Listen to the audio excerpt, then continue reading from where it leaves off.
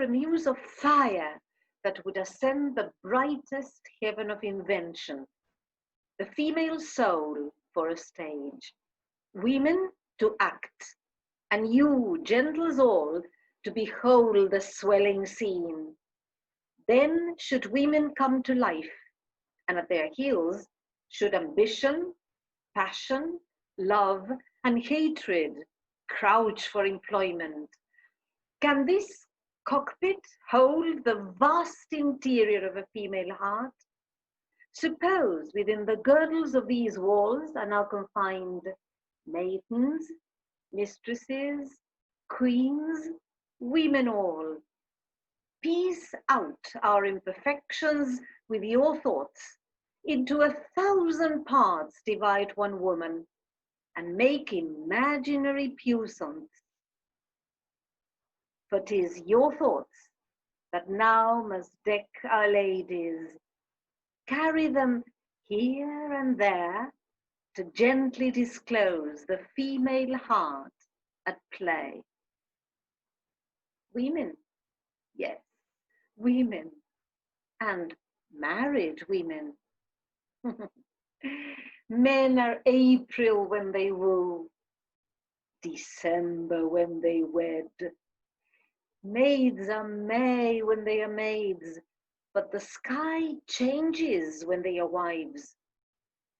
How doth the sky change for these two mistresses who were wed several years past?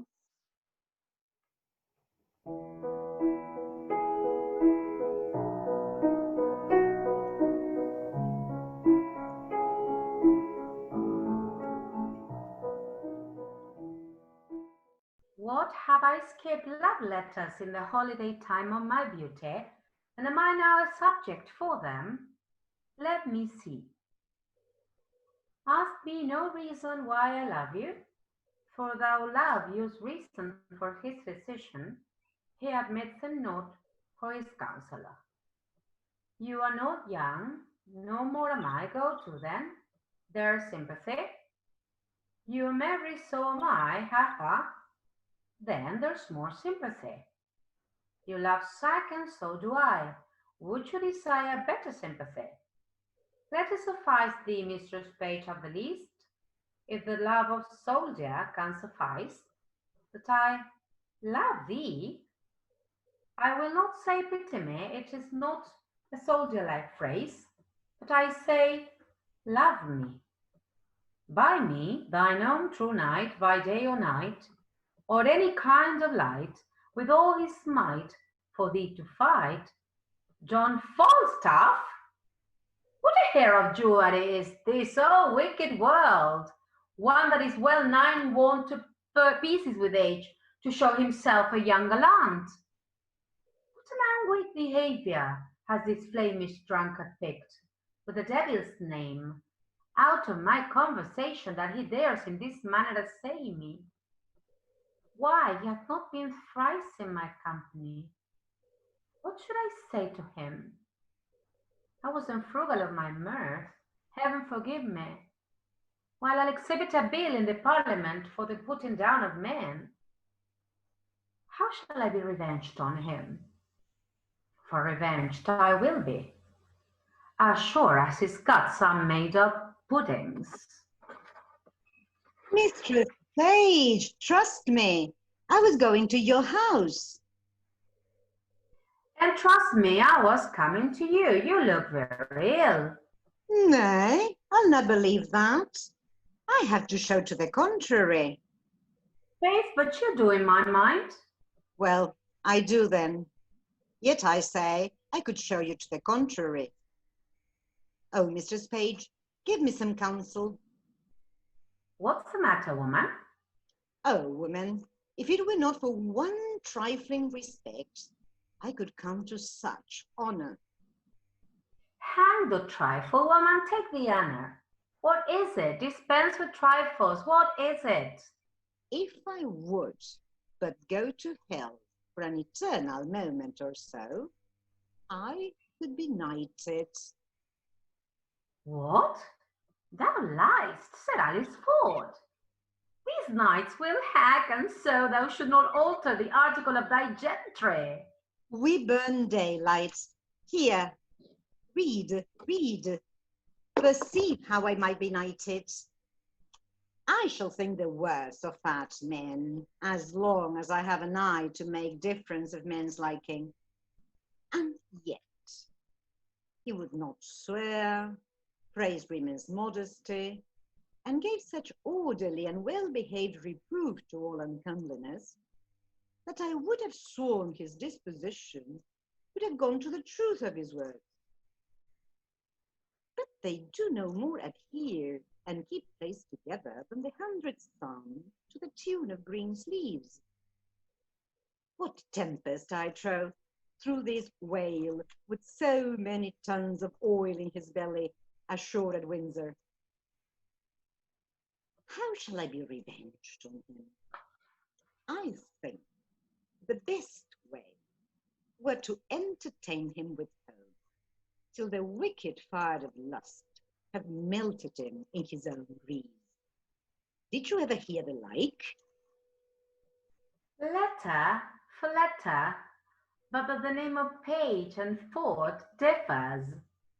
To thy great comfort in this mystery of ill opinions, here's the twin brother of thy letter. But let thine inherit first, for I protest mine never shall.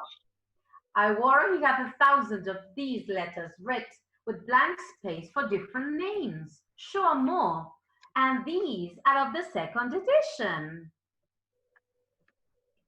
He would bring them out of doubt, for he cares not what he puts into the press when he would put us too.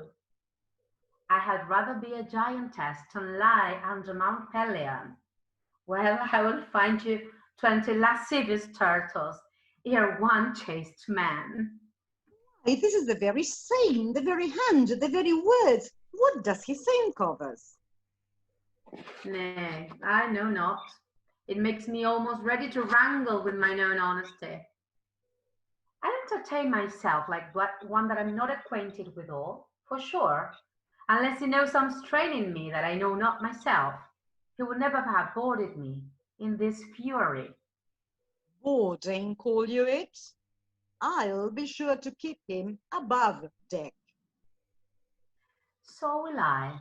If he come under my hatches, I'll never to see again. Let's be revenged on him. Let's appoint him a meeting, give him a show of comfort in his foot, and lead him on with a fine baited delay, till he hath pawned his horses to mine host of the Garter. Nay, I will consent to act any villainy against him that may not sully the chariness of our honesty. Oh, that my husband saw this letter! He would give eternal food to his jealousy. Why, look where he comes, and my good man too. He's as far from jealousy as I am from giving him cause, and that, I hope, is an immeasurable distance. You are the happier woman. Let's concert together against this greasy knight. Come hither. Oh, women, women, and women in love, oh, young love. Oh, but love is blind, and lovers cannot see the petty follies that themselves commit. Love is blind indeed, and lovers cannot see the petty follies they themselves commit.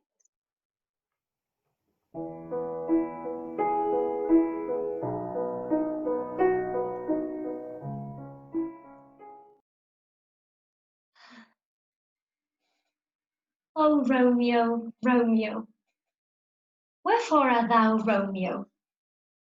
Deny thy father, and refuse thy name? Or, if thou wilt not, be but sworn my love, and I'll no longer be a Capulet. 'Tis but thy name that is my enemy. Thou art thyself, though, not a Montague. What's Montague? It is nor hand, nor foot, nor arm, nor face, nor any other part belonging to a man. Oh, be some other name. What's in a name? That which we call a rose, by any other name would smell as sweet. So Romeo would, were he not Romeo called, retain that dear perfection which he owes without that title. Romeo, doff thy name, and for that name which is no part of thee, take all myself. Oh, love, young love, oh, Juliet, she doth teach the torches to burn bright. Oh, this young love, but the course of love never did run smooth. Oh, no, not for these two star-crossed lovers, it did not.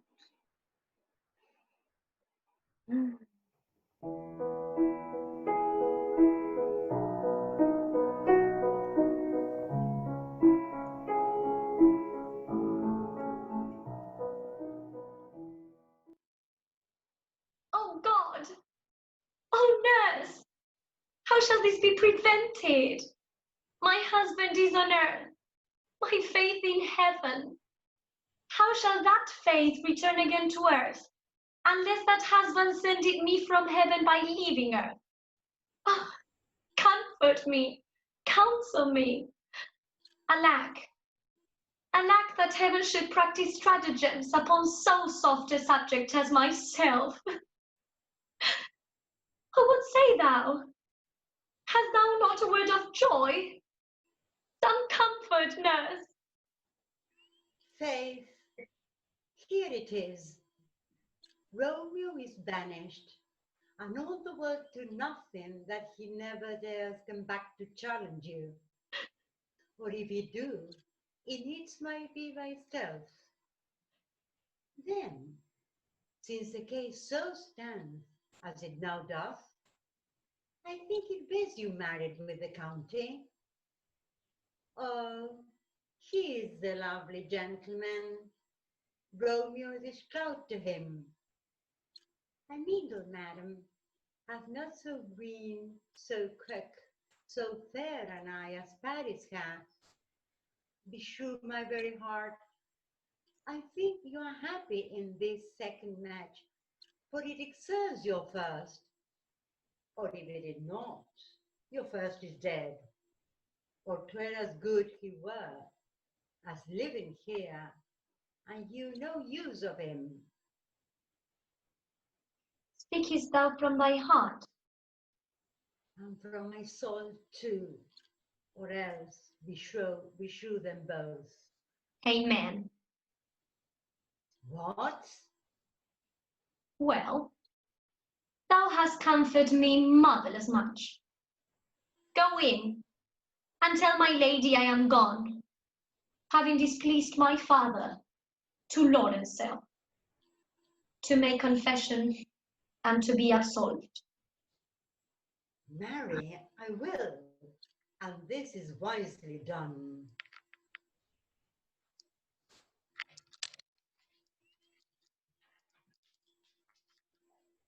Ancient damnation! O most wicked fiend! Is it more sin to wish me thus forsworn, or to dispraise my lord with that same tongue which she hath praised him with above compare so many thousand times? Go, counsellor, thou and my bosom henceforth shall be twain. I'll to the friar, to know his remedy. If all else fail, myself have power to die. Oh, women in love, and a love to make them mad. Here she comes, cursed and sad. Cupid is a knavish lad, thus to make poor females mad. Cupid is a knavish lad, thus to make poor females mad.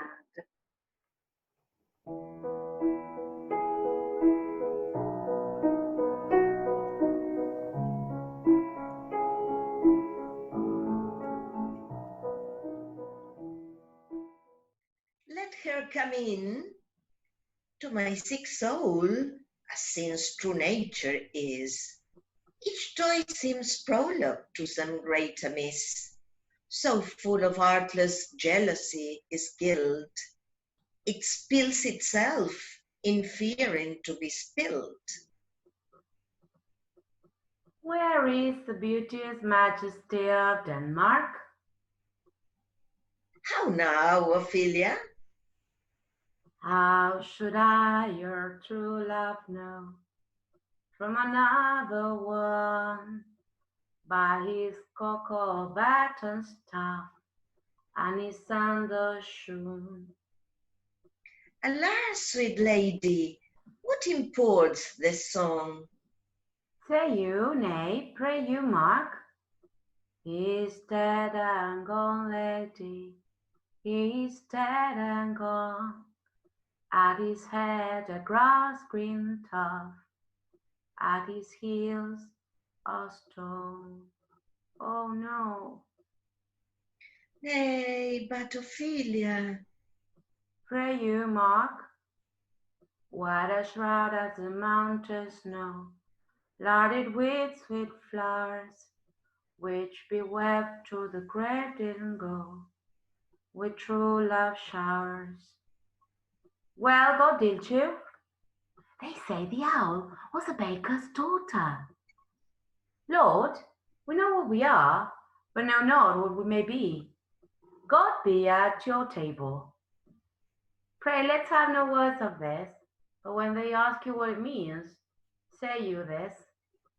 Tomorrow is St. Valentine's Day, all in the morning bedtime, and I am made at your window to be your Valentine. Then up he rose and donned his clothes, dabbed the chamber door, letting the maid that outer maid never departed more. pretty Ophelia, Indeed, law without an oath, I'll make an end on it. But Joyce and Vice and Charity alike are far from shame. Young men will do it if they come to it. By cock, they are to blame. Quoth she, before you tumbled me, promise me to wed. He answered, should I have done by yonder sun, thou had not come to my bed. I hope all will be well. We must be patient, but I cannot choose but weep to think they will lay him in the cold ground. My brother shall know of it, and so I thank you for your good counsel. Come, my coach. Good night, ladies. Good night, sweet ladies. Good night. Good night. there is a willow grows aslant a brook that shows his hoa leaves in the glassy stream. There, with fantastic garlands did she come, of crow flowers, nettles, daisies, and long purples that liberal shepherds give a grosser name. But our cold maids do dead men's fingers call them. There, on the pendant boughs her coronet weeds, clambering to hang an envious sliver broke, when down her weedy trophies and herself fell in the weeping brook. Her clothes spread wide and mermaid-like, and while they bore her up, which time she chaunted snatches of old tunes, as one incapable of her own distress, or like a creature native and endued unto that element. But long it could not be, till that her garments, heavy with their drink, pulled the poor wretch from her melodious lay to muddy death, drowned. And whether we shall meet again, I know not. Therefore, our everlasting farewell take. Forever and forever, farewell. If we do meet again, why, we shall smile. If not, why then, this parting was well made.